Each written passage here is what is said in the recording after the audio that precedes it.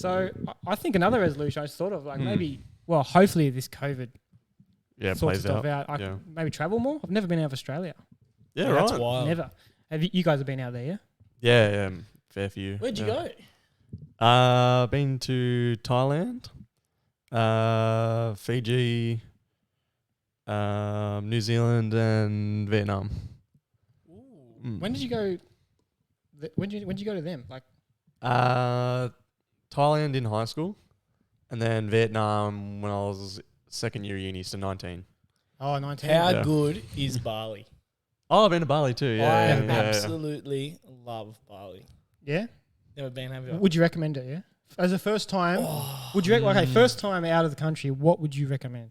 I wouldn't recommend Bali. Nah, I don't think Bali. It's too dodgy, man. It's too dodgy. My sister had a bloody purse stolen off her. You joking? Really? Yeah, so literally. Oh, Jesus. It was in Kuta. I'm not going to Bali. So the main street of Kuta, and then the villa was like one street over. You had to go through an alleyway. So me and my stepbrother were having a few at one of the pubs there.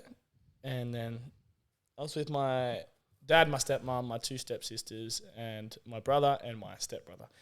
So yeah, me and my stepbrother were drinking, and then I just see my oldest stepsister come running, being like, "Oh my god, like Storm's just got robbed." Apparently, this bloke on a motorbike would drive past her, turn around, go and just snatch it while he's on the motorbike. Something you see out of a movie, scouting out. You know, driving along that. She was 16 at the time. Yeah. Was it a road? Yeah, it was a little road. Yeah, she was 16 at the time. Pretty common though. My younger brother was 16 at the time too, and they were a bit blind off Bing tanks because bloody hell, you can drink whatever age there. Yeah, I was going to ask you that. What's the age you reckon? You want to hold my hand? Yeah. The story was getting a bit scared. This podcast turned something different. He literally threw his bottle on the ground and tried running after this bloke on a fucking motorbike. You ain't going to get him, mate. You ain't going to get him. He's not Liam Neeson. He's not going to find him. I will find you and I'll get back that person. So what happened to all the stuff? Like did it get turned literally up? Gone. Yeah, I think I had to go to the police station, but what was in it? Like just cash or cash, like wallet, passport. No, sure. Yeah, thank God. That would have been bad. No, I think it was okay. And phone. There's not much you can do though. Like they don't really. I don't obviously can't generalize, but they're not really that into trying to get back. What, just in Bali or just overseas? No. Even in Vietnam, like love Vietnam. Like if I had to say to you to go anywhere first, it'd be Vietnam. Because Bali, I think it's got too westernized. Thailand's kind of on that way, but Vietnam still got that like friendly local approach. But even still, there's always like dangers overseas. Our friend Whitey who went on the trip with us, it was Shannon, myself, and Whitey. Shout out to the boys. Shout out to Shannon and Whitey. Boys, how are we? Literally, Whitey got off the plane in Vietnam. Shannon and I had already been there 2 days, so we're kind of like calibrated to the scenario, what you needed to be aware of. Whitey's hopped out of the plane. They specifically tell you, do not get the green taxi. What pulls up in front of Whitey as he gets off the plane? Green means go. Green means literally a green bloody taxi. So Whitey's gotten in. He's got to the destination where Shannon and I were. He's gone to get his wallet out to be like, oh, how much do I owe you? He opened up his wallet. The taxi driver's just reached over and said, that'll do. And just grabbed all the donkey. That'll do. Literally, it equated to about $250, probably nearly $300 Australian. So that was Whitey's first 10 minutes in Vietnam. What's the exchange rate for $1 over there? It was pretty good. How far does $1 go? Like Whitey would have been living lavishly at least for like a week, I reckon. Oh, really? Yeah. So the taxi driver's not taxing anymore. Yeah, he's a billionaire over there. He's a billionaire. Billions. Yen. Billions and millions.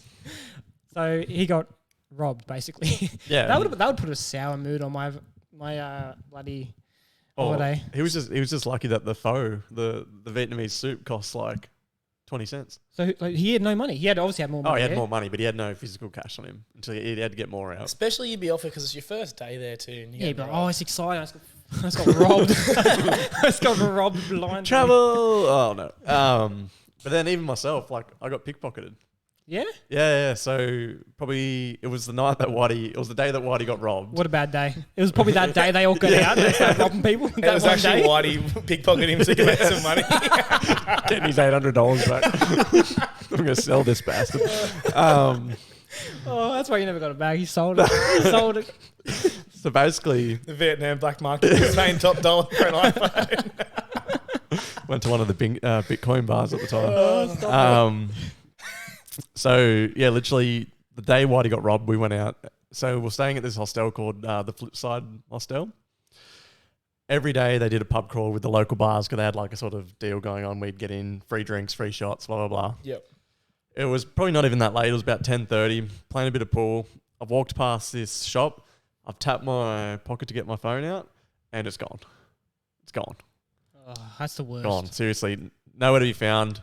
I've tried to retrace my steps, but on this street, it's called Backpacker Street for a reason. So it's tourists and locals everywhere. Yeah. It's packed, but hustle and bustle. So who knows when it got stolen? But yeah, it's just easy as that. Like when you're in a foreign country, man, like you got to take the good with the bad, I think. Like, for sure. Yeah. So like, what do you do at that stage? You've lost it. You're like, crap. What do I like? Do you go turn to like who you're with and say, guys, I just lost it? Like, what's the next step? Did you go back to the place and try and ask for it, or you just knew it was gone? Oh, I didn't even know where, like, what actual bar took it or what place took it. Eventually, like, we did find my iPhone on Shannon's phone. Yeah. And we realised it was at some laundromat.